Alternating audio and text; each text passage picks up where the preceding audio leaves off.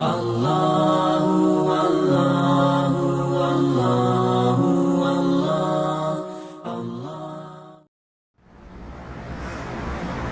رب العزت نے جب حضرت آدم علیہ السلام کا پتلا بنایا مٹی سے، تو اس کو 40 دن تک پانی کے اندر بھگو کر رکھا اور 40 دن تک اس کے اوپر مینا برسایا۔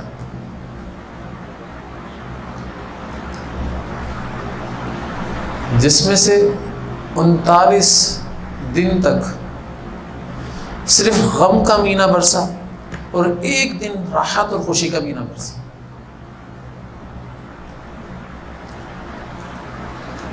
جس میں 39 دن تک غم کا مینہ برسایا اللہ تعالیٰ کے ساتھ اور 1 دن راحت اور خوشی کا مینہ برسا۔ تو اس حدیث سے ثابت ہے کہ انسان کی زندگی کے اندر راحت خوشی بہت کم، غم بہت زیادہ ہو۔ راحت خوشی بہت کم ہوگا، لیکن غم جو ہوگا نا وہ بہت ہی زیادہ ہوگا۔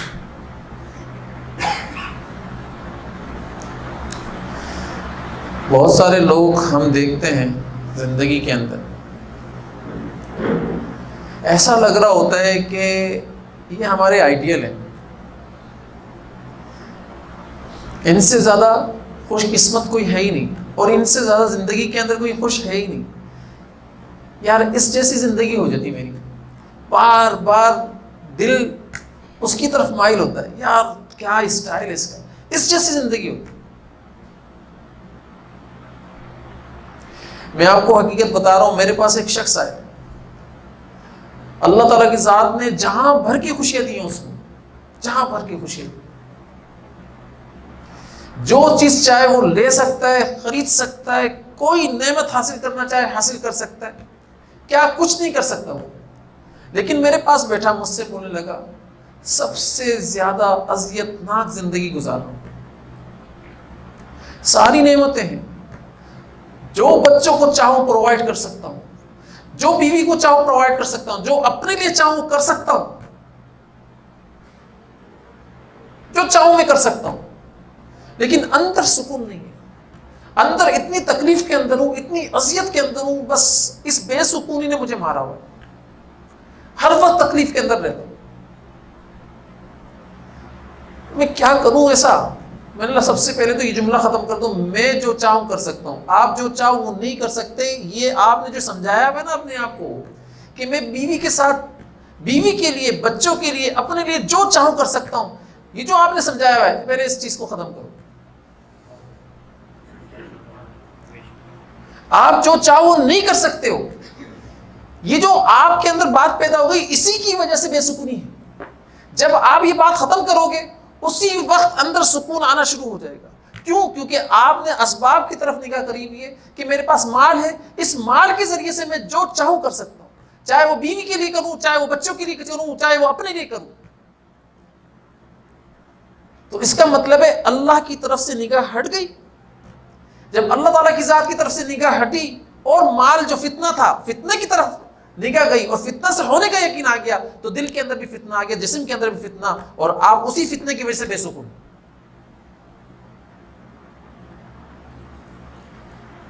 اپنے اندر سے یہ ساری چیزیں نکال کر بھاگ گئے۔ اس نے کچھ ہی دن یہ عمل کیا، کچھ دن عمل کرنے کی برکت تھی کہ اس کا فون میرے پاس آیا، بولنے لگا مجھے نا خوشی ہونے لگ گئی، اب نا مجھے سکون کی نیند بھی آنا شروع ہو گئی، بیوی بچے بھی اچھے لگنا شروع ہو گئے، اپنا آپ بھی اچھا لگنا شروع ہو گیا، اور ایک عاجزی کی کیفیت پیدا ہو گئی ہے، مجھ سے کچھ نہیں ہو رہا، اللہ تجھ سے ہی ہو رہا ہے، سب تو ہی کر رہا ہے۔ ایک تواضع والی کیفیت پیدا ہو۔ تو انسان کے اوپر جو مصیبت آتی ہے، ایک تو بندہ یہ سوچے یہ مصیبت حقیقت میں بھی مصیبت ہے یا صورتاً مصیبت ہے۔ دیکھیں سمجھیے گا، ایک تو بندہ جب مصیبت دیکھے نا، میرے اوپر کوئی مصیبت آ رہی ہے، کوئی تکلیف آ رہی ہے، پہلے یہ سوچے کہ یہ حقیقت میں مصیبت ہے یا صورتاً مصیبت ہے، اور حقیقت میں اس کی خوشی ہے۔ مثال کے طور پر کسی مرد کو ایک شخص آ کر پکڑتا ہے اور اس کو دباتا ہے، اور اس کی ہڈی پسلی ایک دم آواز آتی ہے، اور جب دیکھتا ہے وہ پیچھے مڑ کر کے کس نے دبایا ہے مجھے، پتہ چلتا ہے بھائی یہ تو نہ دوست ہے نہ دشمن ہے، اس نے آ کر خامہ خائی کے اندر دبا دیا، یا دشمن ہے اس نے دبا دیا، تو ایک دم اس کا چہرے کا رنگ، سارے جذبات تبدیل ہو جاتے ہیں، بولتے ہیں ابھی میں تجھے بتاتا ہوں، ابھی میں تمہیں بتاتا ہوں، اب میں تجھے نہیں چھوڑوں، ایک دم تبدیل ہو جاتا۔ اس کی طرف سے جو مصیبت آ رہی ہے، تکلیف آ رہی ہے، یہ اس کو برداشت نہیں کر سکتا۔ اب ایسے ہی ایک خاتون ہے یا کوئی مرد ہے، اس کا کوئی جگری دوست آتا ہے، کوئی محبوب آتا ہے جس سے وہ محبت کرتا ہے، اور وہ پیچھے سے آ کر دباتا ہے، تیز دباتا ہے، اور دبانے کے اندر جب وہ پیچھے مڑ کر دیکھتا ہے بھئی کون ہے، کس نے دبایا، ایک دم دیکھتا ہے ارے یہ تو وہی ہے جس کا میں انتظار کر رہا تھا برسوں سے، یہ ملا ہی نہیں تھا، یہ تو میرا محبوب ہے، یہ تو کیا ہے، میرا محبوب ہے۔ ایک دم جو تکلیف تھی نا وہ کیا ہوا، رفع ہوئی اور خوشی میں تبدیل ہو گئی۔ دیکھو صورت دونوں کی ایک ہے، سمجھانے کا مقصد بتا رہا ہوں میں آپ کو، دونوں کی صورتیں کیا ہیں، ایک ہے، اس نے بھی وہاں پر دبایا تھا اور اس نے بھی یہاں پر دبایا، لیکن یہاں پر کس نے دبایا ہے، یہاں پر محبوب نے دبایا ہے، تو یہ دبانا اس کے لیے باعث مسرت بن گیا، اور وہ دشمن نے دبایا تھا، وہ باعث تکلیف بن گیا۔ تو بات سمجھنے کی ضرورت ہے، جو انسان کے اوپر مصیبت آ رہی ہے، تکلیف آ رہی ہے، اگر ایمان والے کے اوپر وہ تکلیف آ رہی ہے، مصیبت آ رہی ہے، اور کافر کے اوپر بھی وہ مصیبت آ رہی ہے، تکلیف آ رہی ہے، تو دونوں کی صورت ایک ہے لیکن حقیقت چینج ہے۔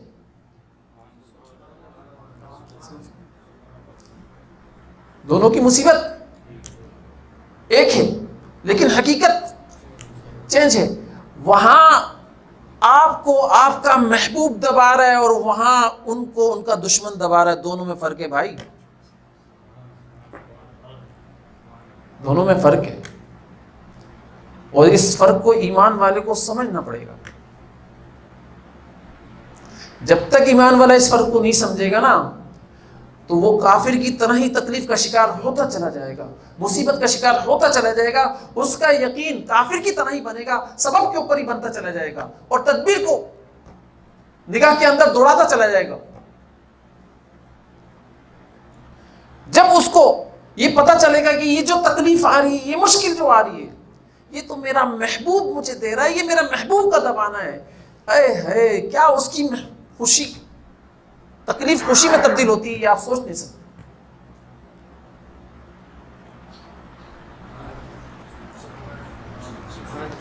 تیرے قدموں کے نیچے میری جان نکل جائے، یہی میری آرزو، یہی میری تمنا ہے۔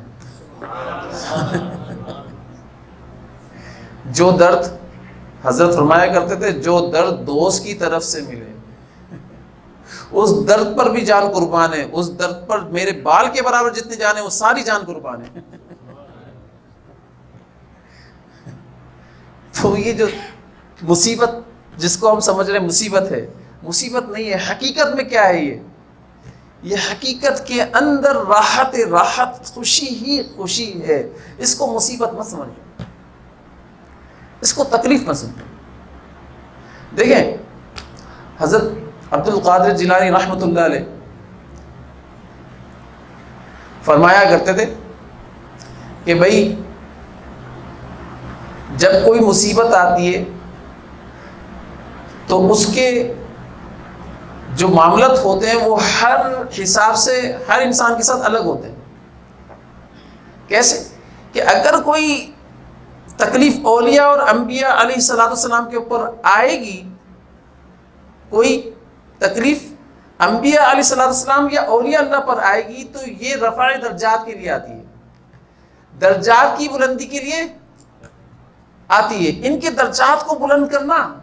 ہوتا ہے، اور اس کے ذریعے سے اللہ تعالیٰ ان کے درجات کو بلند کر رہے ہوتے ہیں۔ اور عام ایمان والے کے اوپر گنہگار ایمان والے کے اوپر جب تکلیف آتی ہے تو یہ تکلیف گنہگار ایمان والے پر اس لیے لاتے ہیں اللہ تعالیٰ کہ یہ میرے قریب ہو جائے، مجھ سے دور چلا گیا تھا گناہ کی وجہ سے، یہ تکلیف دے کر میں اس کو اپنے قریب لانا چاہتا ہوں، اور میرے قریب آ کر استغفار کرتا رہے، پڑھتا رہے، اللہ مجھے معاف فرما دے، تو میں اس کے ان گناہوں کو نیکیوں میں تبدیل فرما دوں گا اور اس کے گناہوں کو معاف فرما دوں گا۔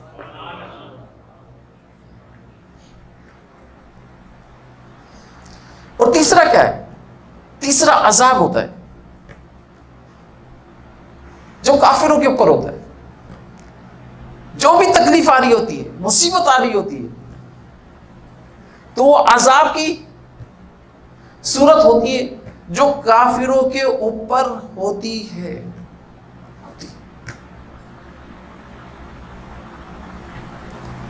ہمارے حضرت بڑی عجیب بات فرمایا کرتے تھے،